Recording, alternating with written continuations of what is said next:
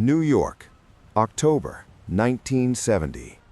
The gym that had no sign. It was a Tuesday evening, and the cold had arrived early. Steam curled up through the sidewalk grates on Manhattan streets as if the city itself were exhaling. That particular kind of October cold that doesn't wait for anyone to adjust, cutting straight through jackets and opinions alike. 3 blocks from Madison Square Garden on West 48th Street, there was a gym with no sign out front. It didn't need one. Everyone who mattered already knew where it was. Some people called it Gleason's Annex.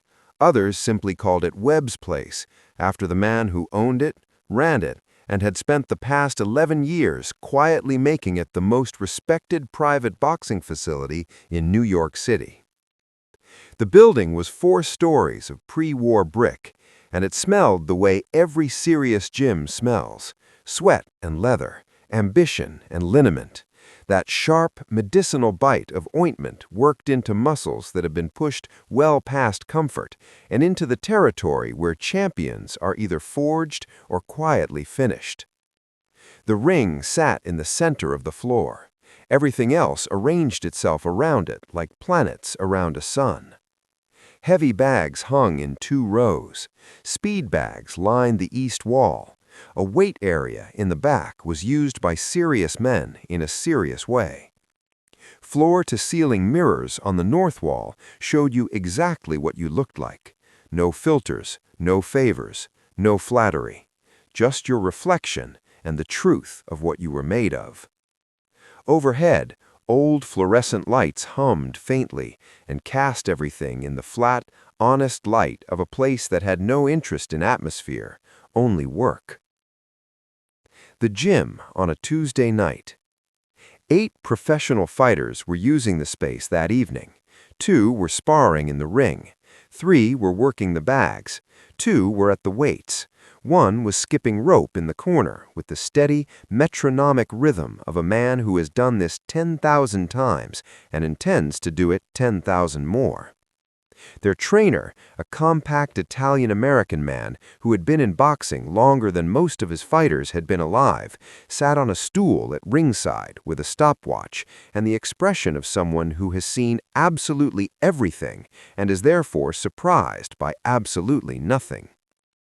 Outside, the October wind worked its way through the gap between the buildings on West 48th Street with the practiced efficiency of New York wind, which has been navigating the same corridors for 100 years and long ago memorized every shortcut.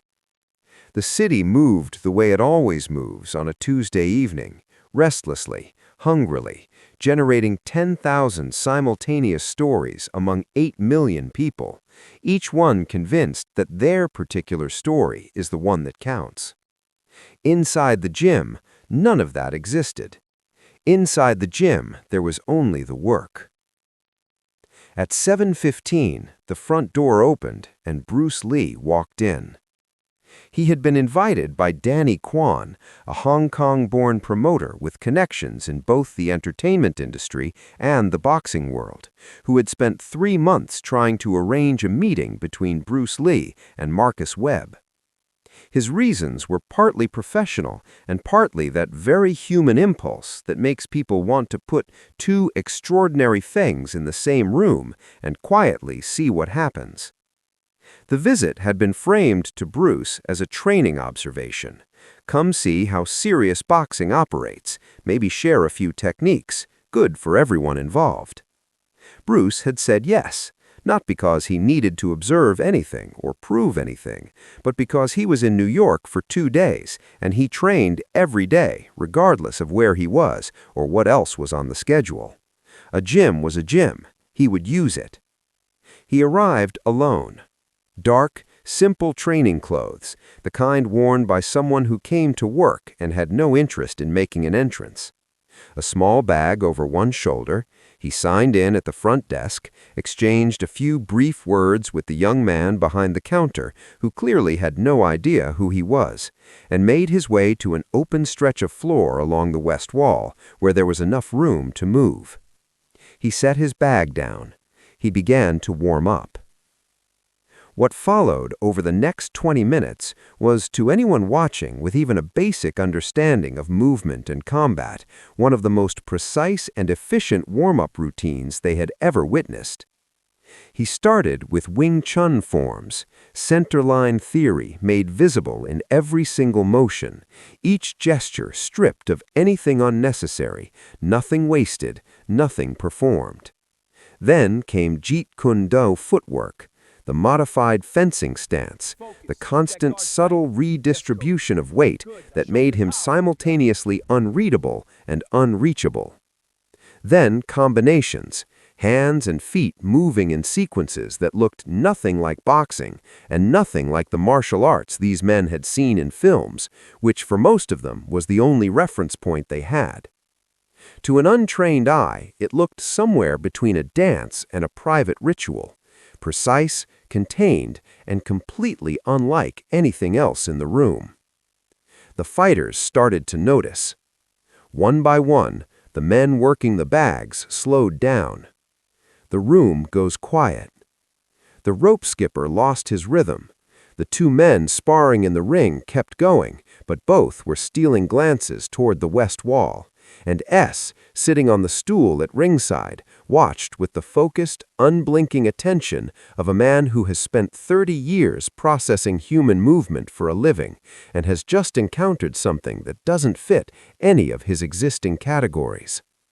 30 years in boxing, world champions trained, every serious style he could name, cataloged and filed away somewhere in his experience. What he was watching right now didn't belong to any of those files. And that simple fact, the rare, almost startling experience of encountering something genuinely new at the age of 54, held his complete attention in a way that very little still could. Marcus Webb arrived. At 7:40, the front door opened and Marcus Webb walked in. He arrived the way he always arrived, the way a weather system arrives, announcing itself before it's fully in the room. Marcus Webb stood 6'6" and carried 418 pounds of pure functional muscle, the kind that isn't built in front of mirrors, but forged over 17 years of professional fighting in rings and gyms and the very specific crucible of getting hit by serious people and hitting them back harder. His official record, 28 wins, 0 losses. His unofficial record, the kind accumulated in gyms, warehouses, and the occasional parking lot, was a number nobody had bothered to track because the outcomes had never really been in question. He was Muhammad Ali's preferred heavyweight sparring partner during the period when Ali was preparing for the most important fights of his career. Ali had said publicly in an interview that circulated widely through boxing circles that sparring with Marcus Webb was the closest thing to genuine danger he encountered in training. That statement meant something. It meant Marcus Webb was not a man whose reputation needed embellishment. He came through the door in a gray tracksuit pulled tight across the shoulders in a way that suggested it had been purchased before he had quite finished becoming what he was. His face carried the quiet record of having been hit many times by very good fighters and having survived every single one of them without particular difficulty. Even relaxed at his sides, his hands looked less like hands and more like instruments designed for a specific purpose. He scanned the room, his fighters, S on the stool, the ring, everything he expected to see. Then his eyes found the man on the west wall doing something that did not look like boxing. He stopped walking. He stood in the center of the gym and watched him do a simple sidekick. The fighters who had been watching Bruce Lee now shifted their attention to watch Marcus watching Bruce Lee, that particular loaded silence of people waiting to see what the most important person in the room thinks before deciding what they think themselves. He watched for roughly 30 seconds. In those 30 seconds, his expression moved through several distinct places: curiosity, assessment, and then amusement. the specific amusement of a very large, very powerful man watching someone considerably smaller perform what looked to him like an elaborate and decorative way of accomplishing nothing useful. He walked toward the west wall. His fighters stopped what they were doing. S set down his stopwatch. The gym went quiet, not the silence of inactivity, but the charged silence of a room full of people who can feel something coming and are waiting to see what it turns out to be. 2 men, 1 question. Marcus stopped 10 feet from Bruce Lee and watched him finish a combination. Bruce completed it, paused, went still, and turned to look at the large man who had appeared at the edge of his peripheral vision. They looked at each other. The physical difference was not subtle. It was immediate and concrete, the kind that requires no interpretation. Marcus spoke first. "What is that?" Here is the rewritten continuation. Hit me anywhere you want. Hit me anywhere you like, as hard as you can. He glanced back at his fighters. Let's find out if I even feel it. The gym was completely silent. 8 professional fighters, 1 trainer, Danny Kwan standing near the door looking like he deeply regretted arranging this. Every single one of them watching the 145-pound man in dark training clothes standing in front of the 418-pound man with his arms stretched wide open. Bruce Lee looked at Marcus Webb for a long, unhurried moment. Then he spoke, quietly, but the gym was quiet enough that every person in it heard every word. "I'll put you on the floor with 1 combination," Bruce said. "Don't do this." It wasn't a boast. It had none of the heat or swagger of a boast. It had the quality of a man reading something clearly and reporting back exactly what he sees. A warning delivered without drama, the way you'd tell someone they're about to step off a curb they haven't noticed. Marcus stared at him. Then he laughed, a real laugh, genuinely surprised out of him by the sheer audacity of what he'd just heard. He turned to his fighters. Most of them were laughing too. "1 combination," Marcus repeated, shaking his head slowly.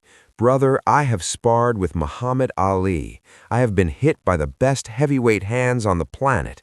He spread his arms again, wider than before. "You are 145 pounds. Go ahead, show me what 1 combination looks like." 1 second of stillness. Bruce Lee went completely still. Not the stillness of hesitation, the stillness of someone who has made a decision and is moving cleanly from that decision into its execution, with none of the gap that exists for most people between what they intend to do and what they actually do. Then he moved. What happened in the next 2 seconds would be described differently by every person in that gym, and every one of them would be telling the truth about what they saw from where they stood. S, the trainer, had the most educated eye in the room. He would later say he tracked the first movement clearly, a right hand that traveled approximately 8 inches and arrived at Marcus Webb's solar plexus with a sound that was wrong, different from any punching sound he had heard in 30 years. A focused, compressed impact that seemed to arrive before the motion that caused it. The fighters closer to the action said they saw the punch but never saw it land, that the distance between the fist moving and Marcus Webb's expression changing was simply too small to contain the movement they were expecting. The fighters farther back said they saw nothing at all, that one moment 2 men were standing facing each other and the next moment the situation had changed in a way that needed explaining. What everyone agreed on, every single person, was the sound. First, the impact at the solar plexus, compact, definitive. And then, before Marcus Webb had fully registered that first strike, the second movement arrived, a spinning back kick carrying the full rotational force of a body that had spent its entire life learning to generate exactly this kind of power. It connected with Marcus Webb's left side at the floating rib. The second sound was larger than the first, more final. Marcus Webb went down. Not the way fighters go down when they've been rocked and are making a tactical choice to take a knee. He went down the way a structure goes down when something load-bearing has been suddenly removed. Straight, fast, no negotiation. 418 pounds of human being hit the floor of the gym on West 48th Street, and the impact registered in people's chests before it reached their ears. The heavy bags along the wall swayed gently from the vibration. Then, silence. Complete, total, absolute silence. The only sounds that existed were the faint hum of the fluorescent lights overhead and the distant murmur of Manhattan traffic that had been there the entire time, unnoticed, and was only audible now because there was suddenly nothing else. Bruce Lee stood exactly where he had been standing when he threw the kick. He hadn't shifted an inch. His right hand had returned to his side. His breathing was unchanged. His expression was unchanged, the same neutral, complete attention he had worn through the entire exchange. Not the look of someone who had just surprised himself, the look of someone for whom what just happened was never in doubt, who had tried to prevent it, been unable to, and therefore had carried it out with the full and quiet commitment that inevitability requires. The 8 fighters stood frozen exactly where they had been. Nobody moved. Nobody spoke. The trainer, had the stopwatch in his hand and appeared to have forgotten it was there. Danny Kwan had both palms pressed flat against the wall behind him, as though he needed something solid to hold on to. A middleweight from Queens named Ray, who had been training at Webb's gym for 3 years and never, in any context, for any reason, seen Marcus Webb on the floor, said afterward that his first thought had nothing to do with Bruce Lee.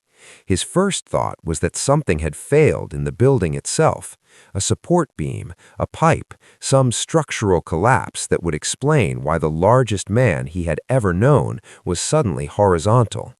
It took him several seconds to understand that the building was perfectly fine. The only thing that had changed was the information Marcus Webb was now in possession of. 7 seconds. Marcus Webb lay on the floor for 7 seconds. In those 7 seconds, the gym held its breath, and nobody moved towards him, and nobody moved away. 7 seconds of fluorescent hum and distant traffic and the kind of silence that has weight. Then he moved, slowly, deliberately, with the careful attention of a man taking full inventory of his body before making any requests of it. His right hand found the floor, then his left. He pushed himself upright and sat for another 3 seconds, eyes down, breathing steadily. Then he looked up. Bruce Lee was looking back at him. Same expression, neutral, complete, waiting without any impatience for whatever came next. Around them, not one person in the gym had moved. Nobody seemed to know what the appropriate response was to what had just happened, because there was no appropriate response. There was no protocol. This had not happened before. Not in this gym, not to this man, not like this. Marcus Webb put one foot on the floor, then the other. The man who stood up. He got up. It took effort, visible, undeniable effort. And in a man that size, in front of men who trained alongside him every single day, the visibility of that effort was its own kind of statement. He straightened. He steadied his breathing, the careful, measured breath of someone managing a specific pain in a specific place. But he was on his feet, and his eyes were clear, and his face had moved through the initial shock into something else, something still processing, still working out what the data meant. He looked at Bruce Lee for a long moment. The entire gym watched him look. Marcus Webb had never, in 17 years of professional fighting, walked towards a man who had just put him on the floor. He did it now. His fighters shifted instinctively around him, not to intervene, just the unconscious repositioning of people who are no longer certain which